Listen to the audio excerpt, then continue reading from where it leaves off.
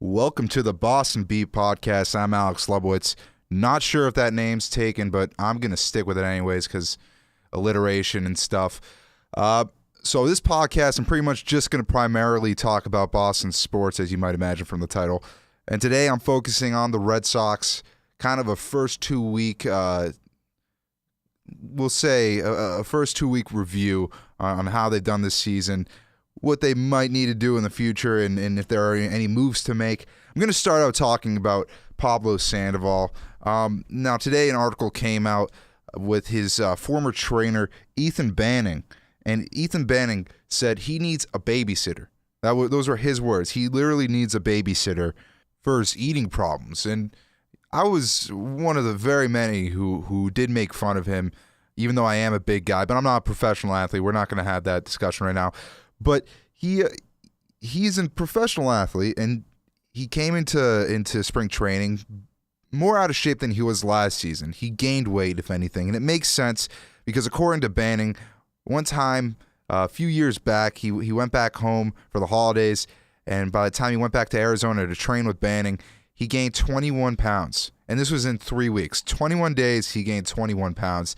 Just to give you an idea of how much of a problem he does have. So it's no surprise that the Red Sox put him on the DL, and they didn't put him on the DL for a shoulder strain. They put him on the DL for pretty much morbid obesity, if we're being honest. He's a big guy, and I said I want to make fun of him. He's an easy target. And it is impressive to consider a guy has this eating problem. He's got to be at least 260, 270, and he can still manage to play the hot corner very poorly, but he can still do it somewhat. It speaks to his athleticism, but it also makes you wonder how good would he be if he lost, maybe 30 pounds or so. He could lose more than that. He could stand to lose more than that, but still 30 pounds I think would be a good number. It's not like the guy hits 25, 30 home runs. If you're the size of Prince Fielder, you should probably hit like him or lose weight, and he does neither. So last week, you had the belt exploding off of his waist, could not contain that gut.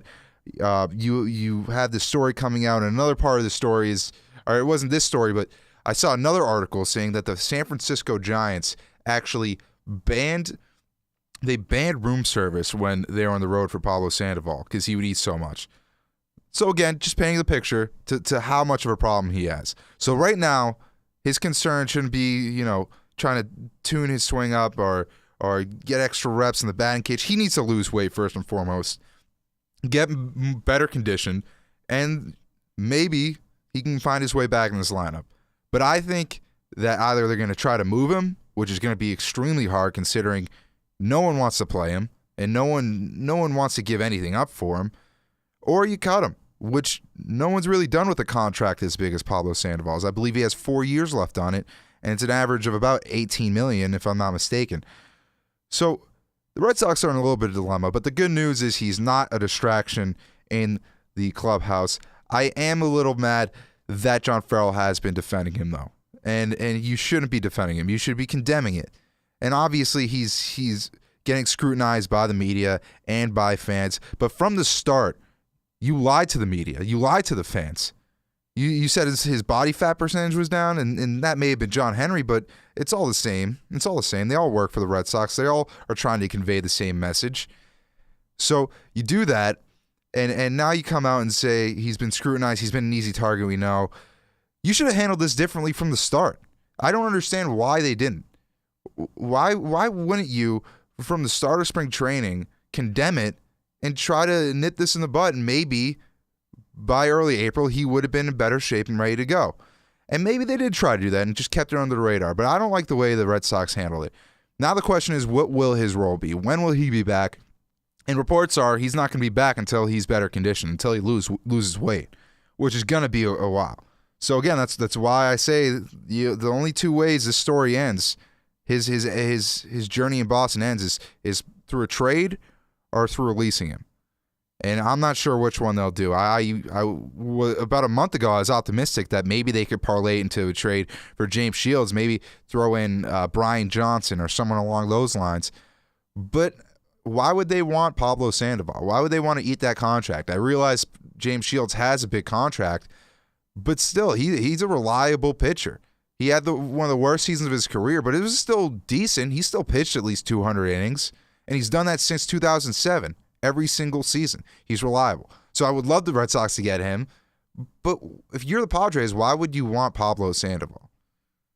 But maybe they go out and get James Shields anyway in a different try to trade. In 2013, different kind of trade. In 2013, they went out and got Jake Peavy, and he was a key part to this team as a leader and on the field.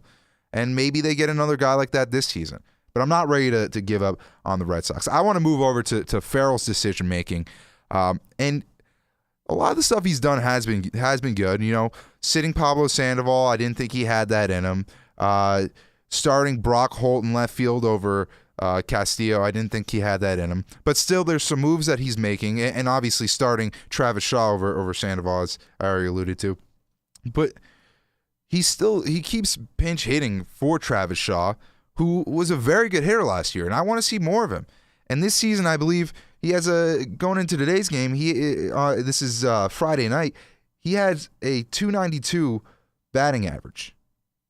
So he had a 292 batting average. It has a 292 batting average as of today, and you keep pinch hitting for him. Compare that to Chris Young. He's batting at $125. That's terrible.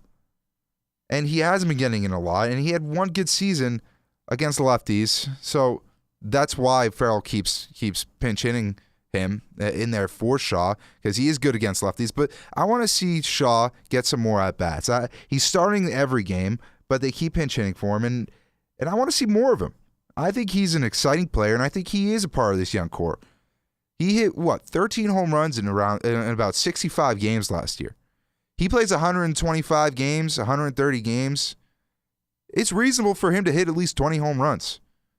The guy's 6'4", 230. He has the frame. He's a big power hitter. That's the type of player he is. But still, Farrell keeps pinch hitting for him, which has been irking me. I'm not the only one. This isn't an original thought. A lot of people think this, and it's valid. And it's one of the many decisions that Farrell makes that I do agree with. Overall, though, he's done an all right job. I'm not ready to say that he's going to stay on this team for the entire season. We'll see what happens. But so far, it's been a little bit disappointing. That's mainly due to the pitching staff. We'll get to that later, though.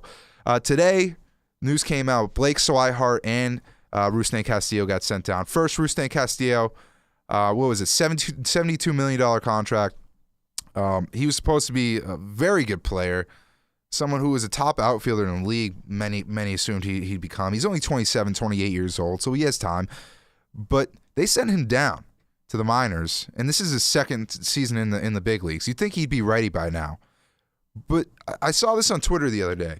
Within a 6-month period, the Red Sox signed Rusney Castillo, Pablo Sandoval, and Hanley Ramirez. And Hanley Ramirez, I'll get to him later, but he has come around a lot, and I do like him at first base. But in that same 6 months, they also traded away John Lester and got rid of John Lackey through a trade to the St. Louis Cardinals. That's a lot of bad decisions in 6 months. And I think that set them back a decent way. But Castillo's now in the minors, but I prefer it that way. You pay him all that money, and obviously hindsight's 2020. You probably wouldn't do it again because it hasn't panned out so far. Maybe it will, but it's not looking good. He hasn't really made much of an adjustment to the big leagues. But you send this guy down to the minors, and you don't have Pablo Sandoval playing. Those are two massive contracts that are going down the drain pretty much. It's just the Red Sox had not learned. 2011, they tried this. In 2012, they had that same core with Carl Crawford and Adrian Gonzalez, and it didn't work out. You can't try to have this sexy team, this team that's very has a lot of marketable guys like a Pablo Sandoval or a Hanley Ramirez like they did last year, but they keep doing it, and I think now they've learned. Obviously, with Dombrowski, the president of baseball ops, instead of Lucchino, I'm excited that he's now in charge, and I think that it will be better. But still, there are problems there. Vasquez called up today. He's had a good game so far from what I've seen. He hit that wall ball double into left. He picked off a guy at first base on just a snap throw. This guy's going to be a multiple gold glove winner. He's unbelievable behind the plate. And he has a decent bat. And Swihart just has been cutting it. He hasn't been good defensively. He hasn't really swung the bat too well. Looking at his average, he's 278, so he's done all right, but he doesn't have an extra base hit on the season. So all 5 of his hits are singles, and he just hasn't been cutting it for the Red Sox. And defensively, I think he's a liability. Now, after this season, when David Ortiz is retired, I see the Red Sox probably moving Hanley Ramirez to designated hitter. And if I were them, I'd move Swihart to first base. The guy has some legs. He can run, and he's a catcher. You keep him behind the dish, those legs are going to wear out. And he also has a much better bat than Vasquez. I can admit that. I'd put him at first base because that's another guy who's a part of this really young core. And Vasquez's potential behind the dish is just unbelievable. He is an unbelievable catcher, and I think he's going to turn into the best defensive catcher in the big leagues, and maybe the best defensive catcher of this era. I know he's a real young guy, but he has the work ethic, and he is just so good. That pop-up time, I think it was the fastest recorded in Red Sox organization history, just to give you an idea of how good this guy is. This pitching stat, this is the glaring hole of this Red Sox team. You look at David Price, who's really the only reliable pitcher on this starting rotation. Clay Buchholz, you don't know which one you're going to get. You could get the Clay Buchholz that sucks. You can get the Clay Buchholz that pitches 8 shutout innings and strikes out 12, 13 batters. You never know. And he was also injury prone. As a Red Sox fan, you probably know all about that. You look at Porcello, he's underperformed. He underperformed last season, had the worst year of his career. He's never been top of the rotation guy. When he was with the Tigers, he was a number 4 starter. I don't know how you expect him to come in and be a guy who can compete at the top of the rotation. I realize I'm going back to last season and all those signings, but it is a problem, and it's something the Red Sox are dealing with now. They have an ace, and Clay Buchholz, who can be an ace, but he's too inconsistent. And then you have 3 guys right now who are really unreliable. And Eduardo Rodriguez, who's on the DL.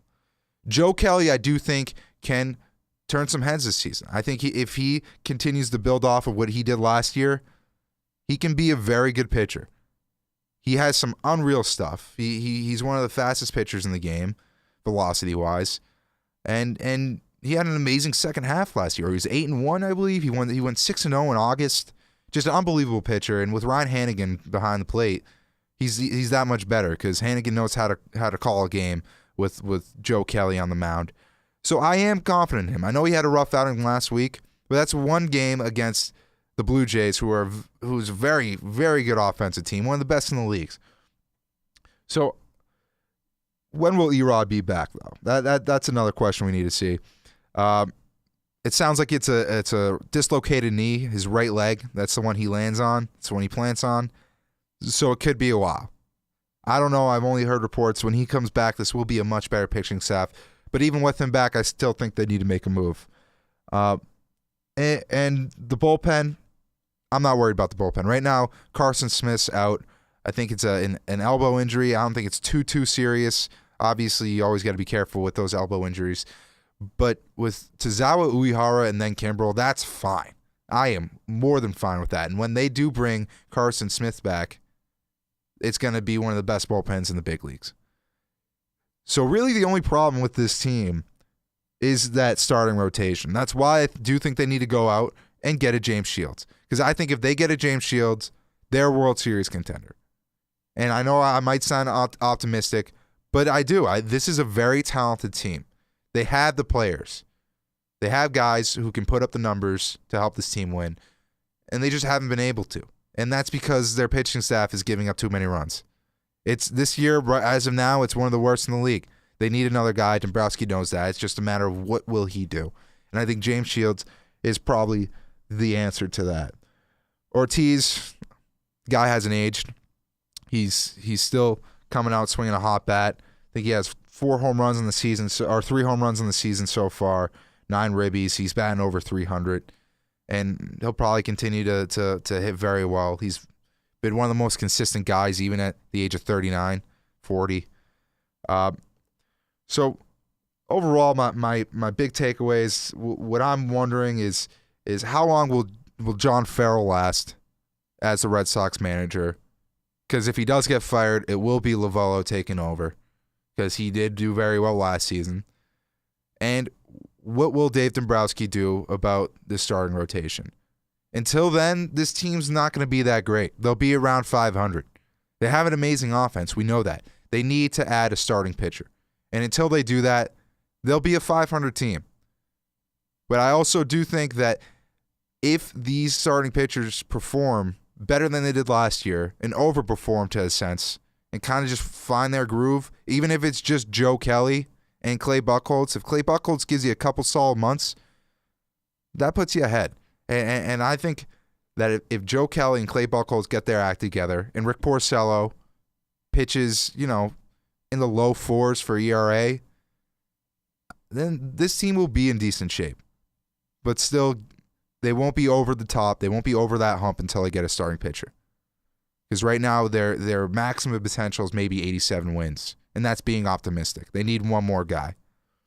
And that's just about going to do it here for the Boston Beat. I'm Alex Lebowitz. Thank you for listening. This will not be too consistent, but I hope to do it every once in a while. Thanks again.